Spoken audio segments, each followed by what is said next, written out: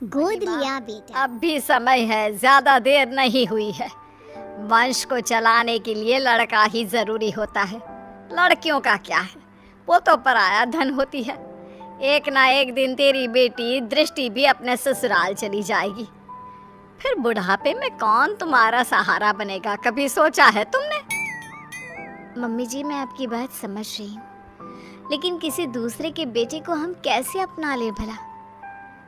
जिस किसी भी बच्चे को हम गोद लेंगे उसकी रगों में तो किसी दूसरे का ही खून होगा ना, और मैं दूसरे के बच्चे को पाल नहीं सकती।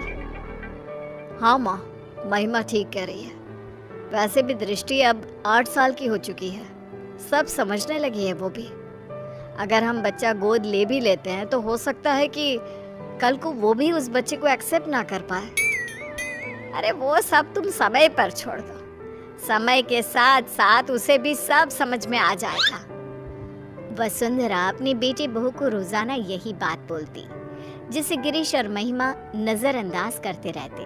फिर एक दिन, तुम लोगों को पता है वो जो हमारे पड़ोस में विमला रहती थी ना, जिसकी सिर्फ 2 बेटियां थी, आज उसकी बंद कमरे में लाश मिली है। जानती हो, उसकी सास ने भी उसे समझाने की बहुत कोशिश की थी कि किसी लड़के को गोद ले आए, लेकिन उसने अपनी सास की एक ना सुनी। और देखो, आज कंधा देने वाला भी कोई नहीं।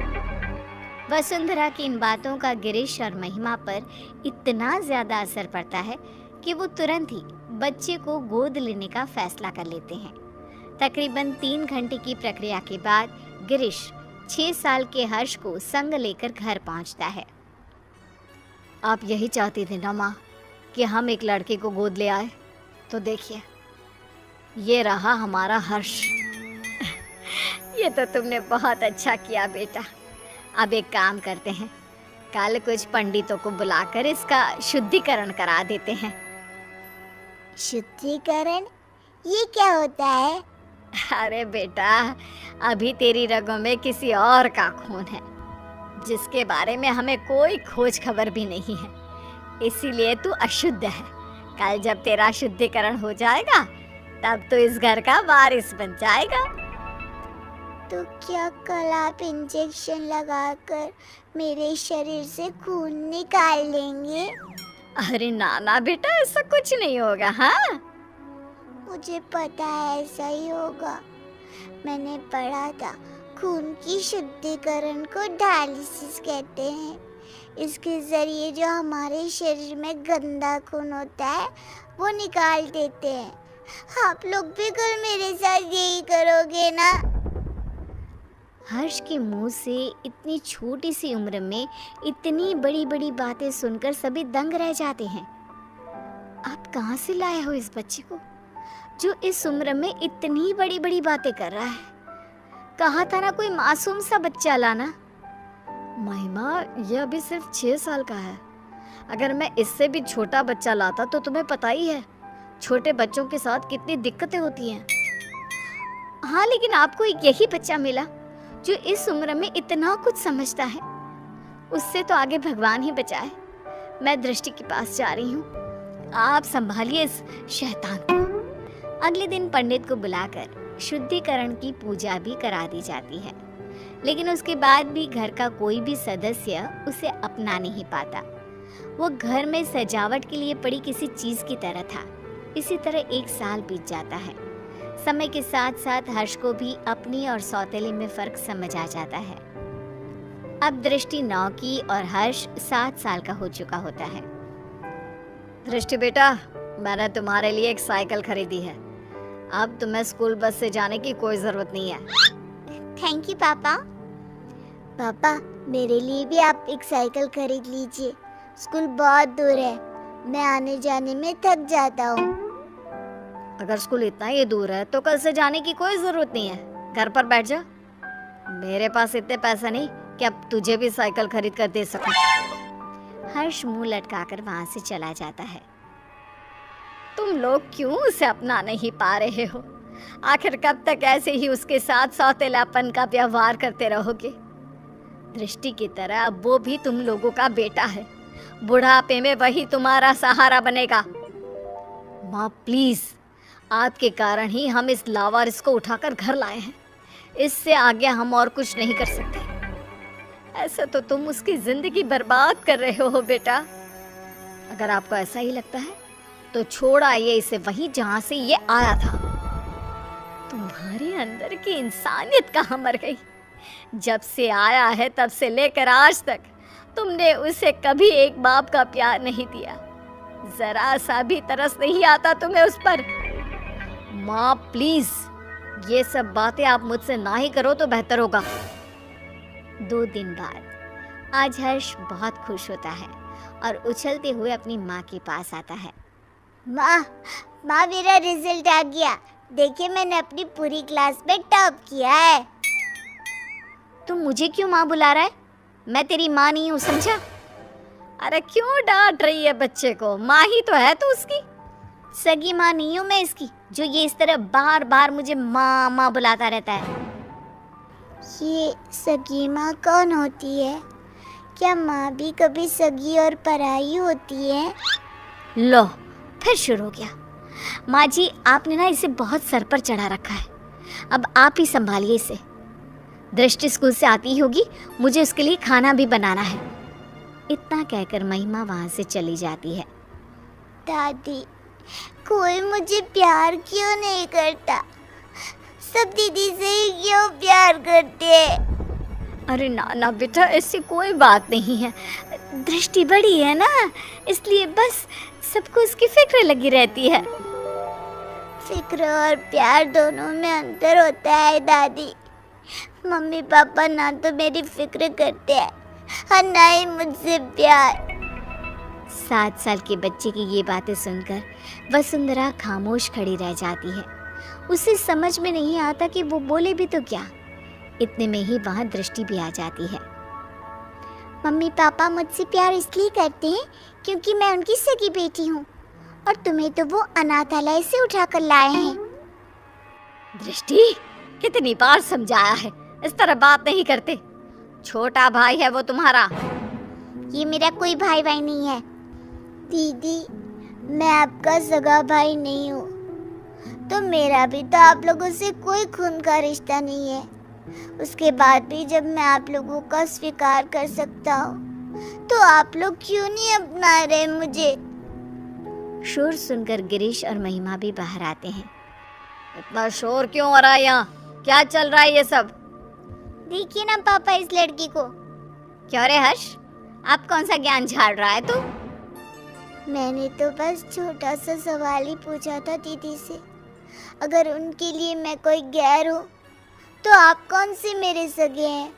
उसके बाद भी जब मैं आपको अपने जन्मदाता की जगह दे सकता हूँ, तो आप लोग ऐसा क्यों नहीं कर सकते? हर्ष के इन सवालों से पूरे घर में सन्नाटा छा जाता है। वसुंधरा अपने आंसू पोंछते हुए गिरीश और महिमा से सवाल करती है। अब क्यों चुप हो तुम लोग? जवाब दो ना इस बच्चे के सवाल का। हर्ष के सवालों का किसी के पास कोई जवाब नहीं होता। गिरीश और महिमा बिना कुछ बोले अपने रूम की तरफ चले जाते हैं। ये लड़का तो जरूरत से ज्यादा ही तेज है। कहीं हमने इसे गोद लेकर कोई गलती तो नहीं कर दी? अगर ऐसा ही रहा तब तो ये हमारी बेटी का हक छीन लेगा और पूरी प्रॉपर्टी हड़प लेगा। तुम सही बोल रही हो महिमा। हमें जल्दी से इस लड़के का कुछ करना होगा। ये हमारी बेटी के लिए खतरा हो सकता है। अगले दिन। हर्ष बेटा, कहाँ हो? चलो आज हम तुम्हें कहीं बाहर घुमाने ले चलते हैं। सच में माँ, हम घूमने जा रहे हैं? हाँ बेटा, अब जल्दी से तैयार होकर आ जाओ। हर्ष भागते हुए अपने रूम में तैयार होने जाता है। थोड़ी देर बाद वो तैयार होकर बाहर आता है, जहाँ गिरीश और महिमा उसका इंतजार कर रहे होते हैं। मम्मी पापा, हम कहाँ जा रहे हैं? आज हम तुम्हें मेला दिखाने के लिए लेकर जा रहे हैं। कल तुम्हारे सवालों ने हमारी आंखें खोल दी, इसलिए अब हम तुम्हें अपने सगे बेटे जितना ही प्यार देंगे। हर्ष ये सब सुनकर बेहद खुश हो जाता है। उसे लगने लगता है कि अब उसके बुरे दिन जा चुके हैं, लेकिन उसे कहाँ पता था कि उसकी किस्मत में आखिर आगे क्या लिखा है। वे सब मेले में पहुंच जाते हैं। हर्ष बेटा, झूला झूलोगे? हाँ मम्मा, मुझे झूला झूलना बहुत पसंद है। ठीक है, तुम जाकर झूला झूल लो, हम लोग तुम्हारा यहीं इंतजार करते हैं। हर्ष चला जाता है। यही अच्छा समय है, अब हम घर चलते हैं, इसका काम तो हो गया। सही कहा तुमने, मेला घर से इतना दूर है कि ये वापस लौटकर कभी नहीं आ पाएगा। गिरीश और महिमा वहाँ से चले जाते हैं। हर्ष जब वापस लौटता है तो उसे वहाँ कोई नज़र नहीं आता। वो पागलों की तरह अपने परिवार वालों को ढूंढता है। कुछ घंटे ढूंढने के बाद जब उसे कोई नहीं मिलता तो उसे सब समझ आ जाता है। अब वो करता भी तो क्या, न घर का पता मालूम था, ना ही कोई फ़ोन नंबर। थक हार कर वो वहीं बैठ जाता है। तुम दोनों तो हर्ष को मेले पर लेकर गए थे ना, इतनी जल्दी वापस आ गए? और हर्ष कहाँ है, कहीं नजर नहीं आ रहा? माँ, वो अपने पुराने दोस्तों से मिलने की बहुत जिद कर रहा था, तो हम उसे अनाथ आश्रम छोड़कर आ गए हैं। कुछ दिन के बाद आ जाएगा, आप परेशान ना हो। वसुंधरा को दाल में कुछ गड़बड़ लगती है, लेकिन वो कुछ नहीं कहती और सीधे अपने रूम में चली जाती है। महिमा, माँ को इसके बारे में कुछ पता नहीं चलना चाहिए। महिमा सिर हिलाकर हाँ कहती है। एक हफ्ता बीत जाने के बाद भी जब हर्ष वापस नहीं आता, तब वसुंधरा अपना फ़ोन उठाकर हर्ष के दोस्तों को फ़ोन करती है, जिससे उसे पता चलता है कि हर्ष तो कभी अनाथ आश्रम गया ही नहीं था। गुस्से से आग बबूला होकर वसुंधरा गिरीश और महिमा के कमरे में जाती है। हर्ष तो अनाथ आश्रम गया ही नहीं, फिर तुम लोगों ने मुझसे झूठ क्यों बोला? कहाँ है मेरा पोता, बताओ मुझे। माँ जी, वो आपका पोता नहीं है। मुझे सिखाने की जरूरत नहीं है, जितना पूछा है सिर्फ उतना ही जवाब दो। माँ, वो हम लोग हर्ष को उस दिन मेले में ही छोड़कर आ गए थे, हमें नहीं पता कि अभी वो कहाँ है। क्या? उस छोटे से बच्चे को तुम मेले में ही छोड़कर आ गए, ये जानते हुए भी कि वो अभी सिर्फ 7 साल का है? बेचारे किस हाल में होगा वो मासूम। तो और क्या करते मम्मी जी, उसका ठेका थोड़ी ना ले रखा है हमने। हम क्यों भला किसी और के बेटे के लिए अपनी बेटी का हक मारे? इस घर, परिवार और हमारे प्यार पर सिर्फ दृष्टि का हक है। अगर ऐसी ही बात है तो मैं तुम्हें याद दिला देती हूँ कि तुम भी कोई मेरे सगे बेटे नहीं हो। ऐसे ही किसी अनाथ आश्रम से मैं तुझे लेकर आई थी। अगर उस समय मैं भी यही करती तो आज तुम भी दर दर की ठोकरें खा रहे होते। मैं नहीं जानती थी कि तुम दोनों की सोच इतनी छोटी भी हो सकती है। वसुंधरा की बातों से दोनों का सिर शर्म से नीचे झुक जाता है। उन्हें अपनी गलती का एहसास तो हो चुका होता है, लेकिन अब शायद बहुत देर हो चुकी होती है। दोनों हर्ष को ढूंढते हुए उसी मेले की तरफ पहुंच जाते हैं, लेकिन वहां उन्हें सिवाय सन्नाटे के कुछ नजर नहीं आता। अगले दिन गिरीश और महिमा फिर से उसी मेले में हर्ष को ढूंढने जाते हैं। क्या हुआ साहब, किसी को ढूंढ रहे हो क्या? कुछ दिन पहले हमारे साथ एक बच्चा आया था ना, जिसने झूला भी झूला था। आपने उसके बाद से कहीं देखा उसे? नहीं, उसके बाद मैंने उसे देखा तो नहीं, लेकिन उस दिन बहुत रो रहा था बेचारा। रात तक यहीं बैठकर रोता रहा, फिर अचानक न जाने कहाँ गायब हो गया। गिरीश और महिमा आगे बढ़ते हुए फिर किसी से पूछते हैं। आप जिस बच्चे को ढूंढ रहे हो ना, वो तो 2 दिन पहले ही मर चुका है। बेचारा पिछले कई दिनों से यहाँ रोज आकर अपने मम्मी पापा को ढूंढता था। कई दिनों से कुछ खाया भी नहीं था उसने। फिर एक दिन एक्सीडेंट में उसकी मौत हो गई। 7 साल की मासूम की मौत के बारे में सुनकर गिरीश और महिमा के पैरों तले जमीन खिसक जाती है। उनकी घटिया सोच आज एक मासूम की मौत की वजह बन चुकी थी। क्या गिरीश और महिमा का एक 7 साल के बच्चे को लेकर ऐसा बर्ताव उचित था? गोद लिए हुए बच्चे को अपनाने के बाद भी आखिर क्यों उन पर सौतेले और अनाथ होने का टैग लगा दिया जाता है? क्या सिर्फ खून के रिश्ते ही रिश्ते होते हैं?